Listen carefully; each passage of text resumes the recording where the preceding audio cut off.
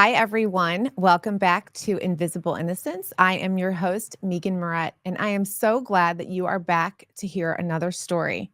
Today, we are going to talk about a man that tried with all of his might to convince people that he was the smartest, most clever, and most powerful man in the room. A man that was said to have had a Jesus Christ superiority complex, and he used his narcissistic, manipulative ways to seduce, control, and traffic women. Many of you may have seen the movie The Vow, a true crime documentary about the cult NXIVM and its leader, Keith Rainere. There are several other documentaries out there on this as well, so just in case you want to do a little more digging after you listen to this. I'm going to tell you about another type of trafficker, another example of how trafficking can happen to anyone, despite their socioeconomic status, color of skin, upbringing, or even education. But before we dive in, I would like to remind all of our listeners that this podcast contains sensitive material and listener discretion is advised. Keith Allen Rainere was born in Brooklyn, New York, to an advertising executive father and a ballroom dancing instructing mother. He was their only child. His parents separated when he was just 8 years old. In 1982, Rainere graduated from Rensselaer Polytechnic Institute with a 2.26 GPA, barely passing and failing many classes. He had a job as a computer programmer for the New York State Division of Parole. Keith's former partner, Barbara Boucher, recalled a conversation with Keith's dad, James, about how he and his wife had told Keith how gifted he was, how intelligent he was, how special he was. And then all of a sudden, like a light switch, the snap of his fingers, Keith turned into this Jesus Christ-like figure. He saw himself as a deity, superior above everyone, and could do no wrong. Keith's mother also said that dozens of girls would call the house, and he would tell every single one of them the exact same thing. He would tell the girls, "I love you. You are the special one. You're so important. You are the only one in my life." He wanted so desperately to have control over all of these different girls, and he did so by lying and manipulating them. I think it's important to look at his childhood and to see how he was as a younger person and learn how exactly he evolved into this sick, sick man. We all have family secrets to some extent, but it doesn't state anywhere that Keith was in an abusive home environment or lived in a low-income area or substance abuse. These are just a few things that many abusers have in common. Even though this guy didn't do so hot in college, I want to point out that Rainere was said to be a member of the Mega Society, the most exclusive high Q society as described by the Guinness Book of World Records. In order to be accepted into this club, a test has to be taken, and apparently he received a high score. Too bad he didn't use his brain to cure cancer or end world hunger. In the 1980s, Rainere was involved in Amway, a multi-level marketing company. This company has been labeled a scam pyramid by many. Until 1990, when he founded a multi-level marketing company, he named it Consumers Byline Inc., or CBI. This was a buying club that offered discounts in exchange for recruitment. At one of his many pitch meetings, Rainere met a woman named Tony Natalie, a woman who subsequently became a top seller in his company along with her then husband. Soon, Natalie and her son would move to Clifton Park, New York, to be near Rainere And to no surprise, her marriage ended soon thereafter. Natalie and Rainere dated for the next 8 years.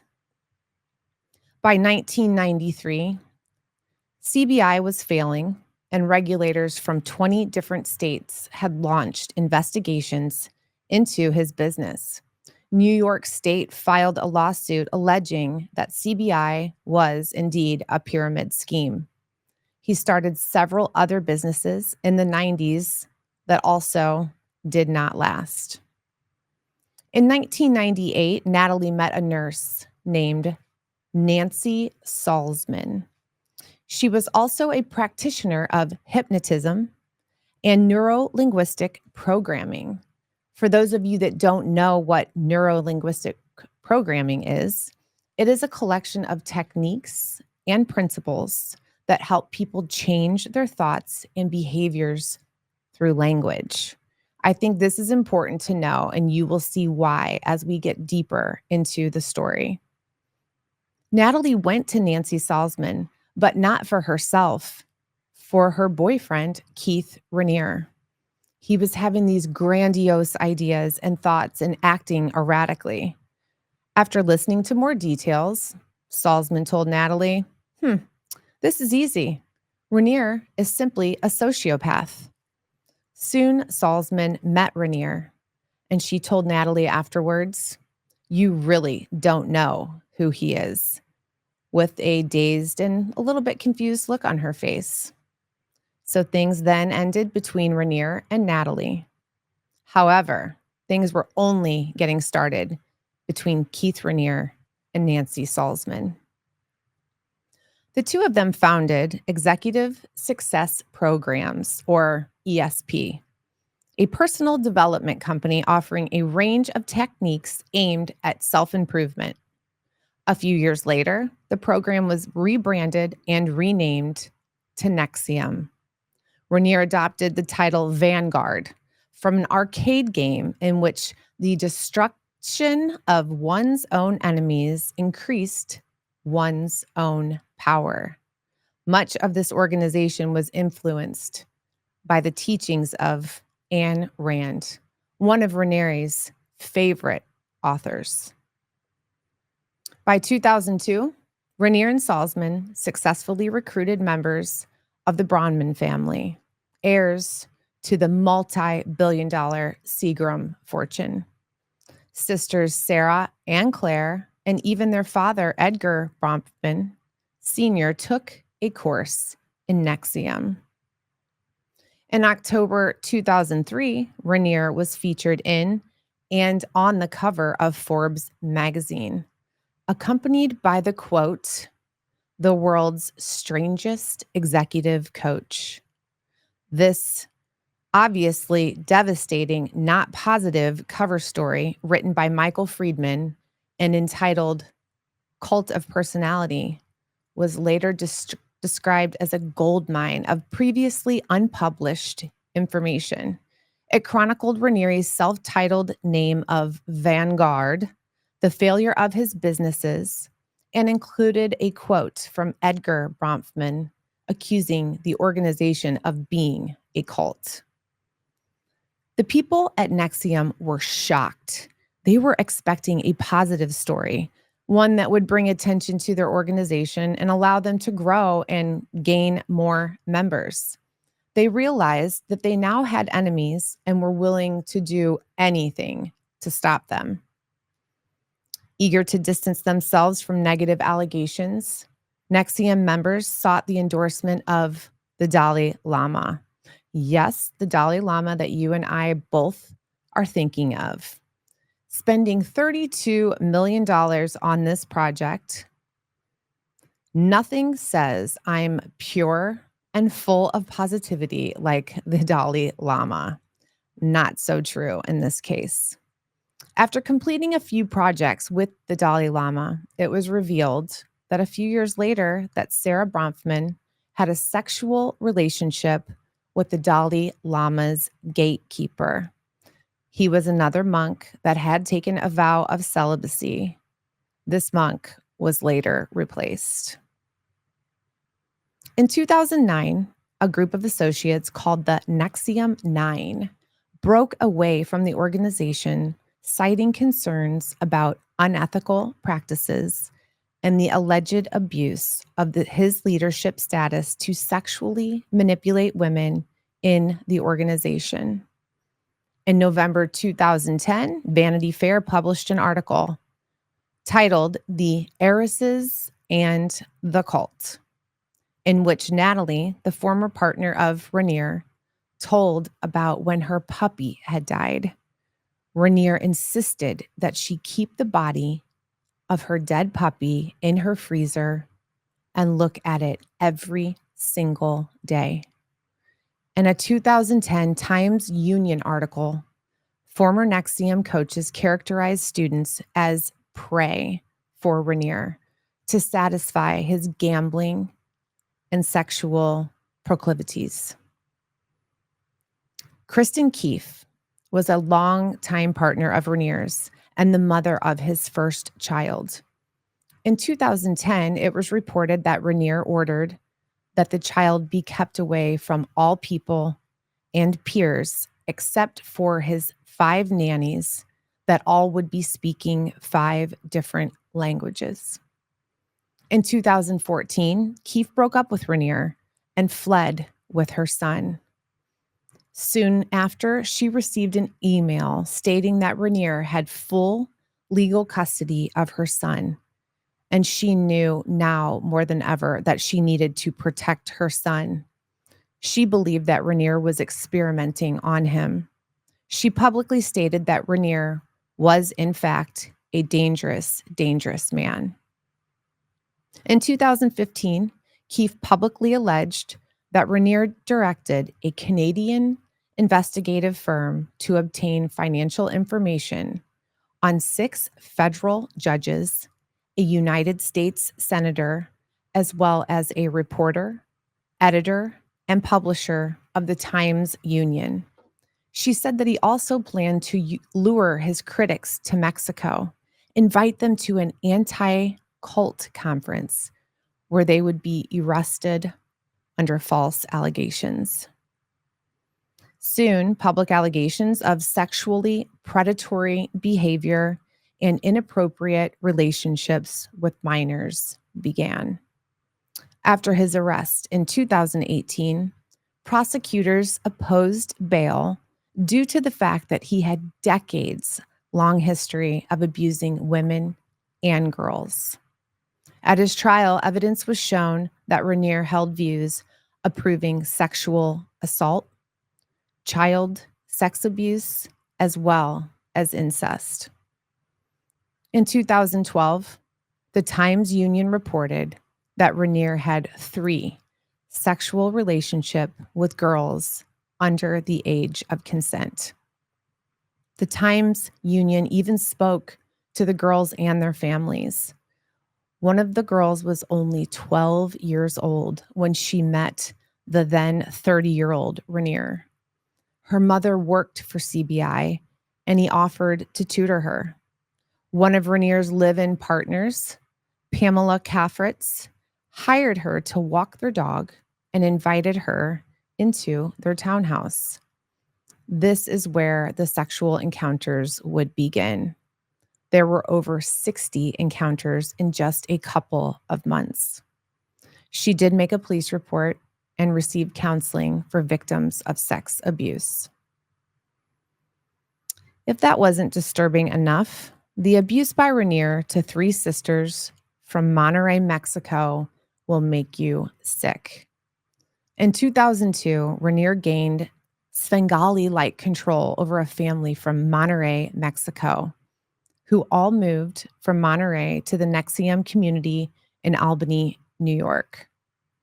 The 3 young sisters in this family soon became sexual partners with Rainere.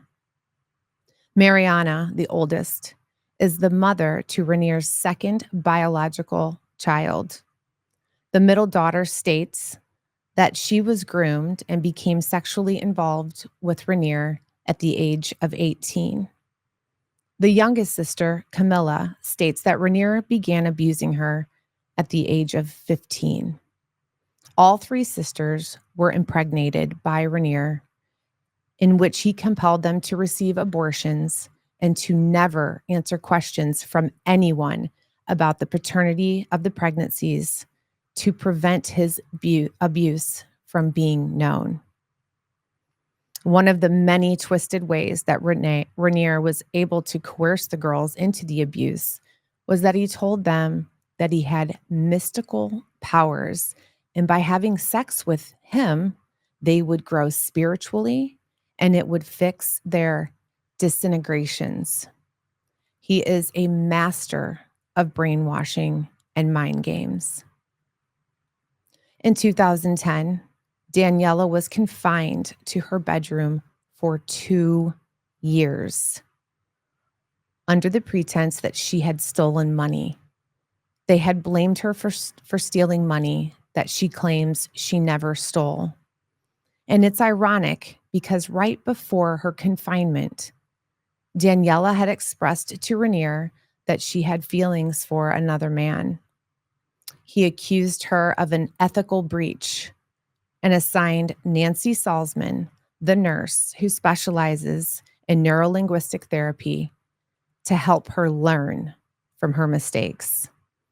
The conditions of her room were minimal, to say the least. Blacked out windows, only a mattress on the floor, and one pen and some paper. No one except for Salzman was allowed to talk to her. In 2012, after her confinement was over, after a long 2 years, she attempted suicide, but then left her family home and went to confront Rainere at one of his bizarre NXIVM volleyball games. She went in, confronted him, and shortly after was escorted out and left at the US-Mexico border with $80 and no personal documents. Salzman did corroborate all of these allegations at trial. During the trial, prosecutors accused Rainere of sexually exploiting the youngest sister, Camilla. Transcripts of the communication between Rainere and Camilla showed Camilla to be his slave and tasked her with finding more slaves, which Rainere calls successors, and expressed his desire for women or girls shorter than him, younger than Camilla, and they needed to be virgins. There were also sexually explicit photos of Camilla found in Rainere's home. Camilla's relationship with Rainere lasted for 12 long years into adulthood, where his control and demands led her to developing an eating disorder, self-harming, and attempting suicide. In 1984, the 24-year-old Rainere seduced and statutory raped 15-year-old Gina Melita after the two of them met in a theater class. She also introduced Rainere to her friend, 14-year-old Gina Hutchinson, whom he also statutorily raped. When Heidi Hutchinson, Gina's sister, found Rainere climbing into her sister's bedroom one night, Rainere told her, "Don't worry, your sister is a Buddhist goddess, and she was meant to be with him." Soon after, Gina dropped out of school, started working for Rainere, and several years later was found dead with a gunshot wound to her head on the grounds of a Buddhist monastery in Woodstock, New York. This was an apparent suicide. A source close to Rainere observed Rainere and Gina discussing various methods of suicide. He would also send her various methods that people use to commit suicide and asked her to comment on them. He would take her to movies where someone would take their own life. And then when he found out that she had another boyfriend, he said she must ascend to the level of the goddess by leaving her body. In 2002, Christian Snyder, a 35-year-old environmental consultant, paid $7,000 to enroll in a 16-day ESP course in Anchorage, Alaska. A few months later, she went to Albany to visit Rainere and other NXIVM members. Kristen's mother explains that she had come to believe that she herself was responsible for the Columbia shuttle disaster. In February 2003, Kristen claimed to be pregnant with Rainere's child. She was last seen leaving a session of a NXIVM course, and her car was discovered 2 days later, 120 miles away. A note was found explaining that she had attended some courses and that the front of her brain was turned off, that she was brainwashed, that her internal organs were rotting, that she was sorry, and that she didn't realize that she was already dead. She said there was no need to search for her body. After she disappeared, Rainere paid $24,000 to obtain the password to her email account. So suspicious, to say the least. Let's move on and talk about DOS, short for Dominus Obsequious Sororium. This was a secret group within NXIVM. DOS operated with levels of women slaves headed by masters. Slaves were expected to recruit slaves of their own, becoming masters themselves. Slaves not only owed services to their masters, but also to their master's master above them in the DOS pyramid. Rainere was the only male member, being, of course, where else would he be, but at the very top of the pyramid. Initially, Rainere recruited 8 women for the group, 3 of them to be called the first line masters. These women were in charge of recruiting by telling other women that they were joining a women-only organization that would empower them. They did not disclose that Rainere was the ringleader of this entire organization. Everything about NXIVM and the groups that existed within were all disguised as self-help, empowering, spiritual, and professional well-being. All of it being lies, preying on the vulnerable and hopeful. There were a few things that the women had to give up, though, in order to become a DOS slave. They were required to give collateral and rights to their personal assets. The collateral would have to be updated every single month. This was used as blackmail. They would blackmail them in case any of the women ever tried to leave or talk to anyone about the group publicly. This was hung over their heads daily. This was Rainere's way of being supremely in power. Rainere tasked his inner circle with various projects that would include instructions for seduction assignments, in which the DOS masters would direct their slaves in sexual activity with Rainere.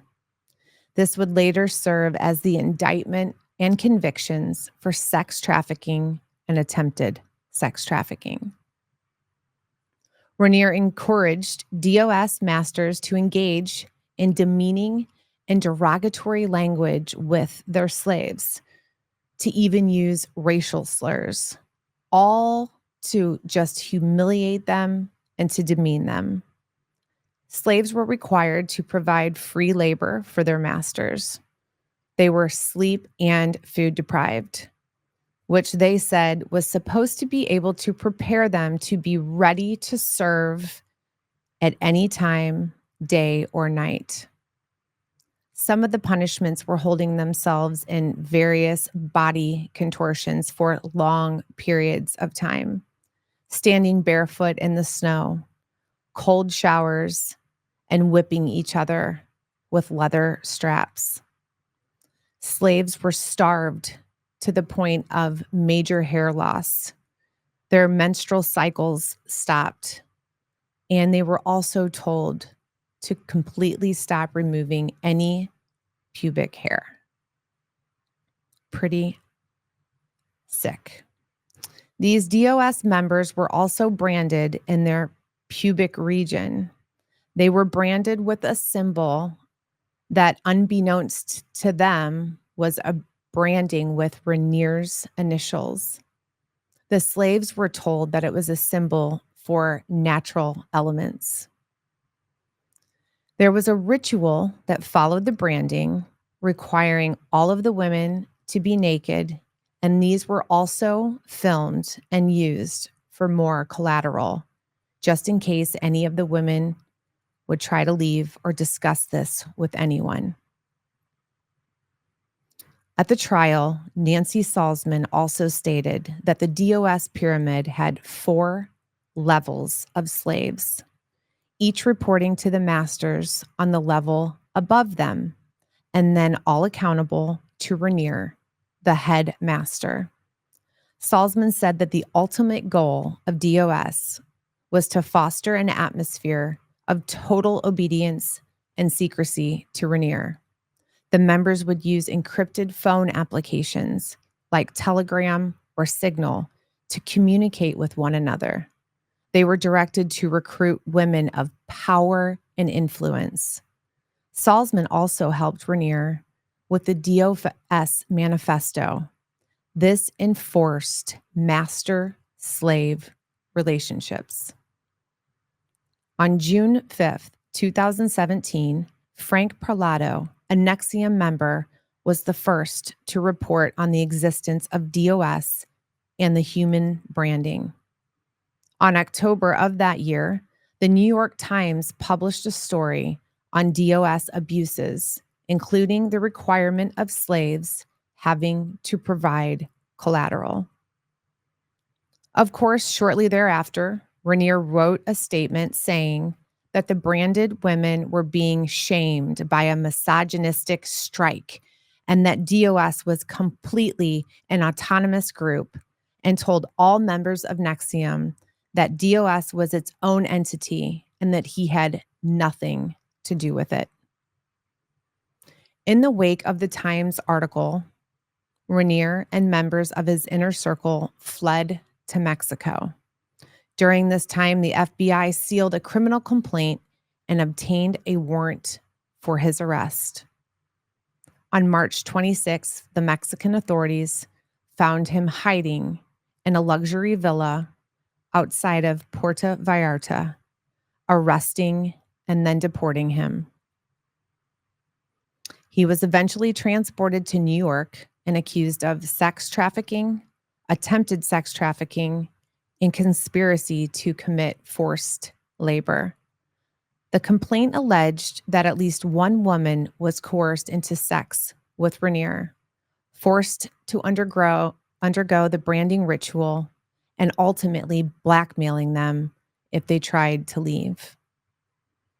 On May 7th, 2019, Rainere's trial began. He was charged with sexual exploitation of a minor and possession of child sex abuse material, sex trafficking and forced labor, attempted sex trafficking, identity theft, document servitude for labor and services, conspiracy to alter official records, sex trafficking conspiracy, forced labor conspiracy, racketeering conspiracy, and wire fraud conspiracy. In the opening statements, prosecutors said that Rainere was not a mentor, but instead a predator who targeted people that were looking to improve themselves and took advantage of them once he gained their trust. Of course, Rainere and his defense team denied all of the allegations. During closing statements, prosecutors argued that the organization was a secret sex cult set up like a pyramid scheme, and that Rainere was a con man and a crime boss with no limits. He tapped into the never-ending flow of women and money. Rainere claimed everything was consensual and that he just simply lived an eclectic, polyamorous lifestyle. On June 19th, 2019, after only 5 hours of deliberation, the jury found Rainere guilty on all charges. He was sentenced to 120 years imprisonment, $1.75 million fine, $15,000 assessment pursuant to Justice for Victims of Trafficking Act of 2015, $3.5 million restitution to 21 victims pursuant to the Trafficking Victims Protection Act and Mandatory Victim Restitution Act. Many of his co-conspirators and members were also sentenced to prison time. I would say justice definitely prevailed in this case. This is just another sinister way to gain control over people for the purpose of forced labor and sex. It can happen really, really slowly. And before you know it, you are being coerced into something that either you don't know if it's right or wrong, or you might have a feeling that it's a little bit right or wrong, but eventually you definitely know that it's just not right and that you are a victim of someone like this. Keith Rainere took advantage of so many people, including underage girls and so many women. But he will never be able to hurt anyone in this way ever again. If you or someone you know may be exploited in this way, please call the National Human Trafficking Hotline at 1-888-373-7888 as a resource, or please call 911 when you are in a safe place to do so. Thanks so much for listening to another episode of Invisible Innocence, and we'll see you next time.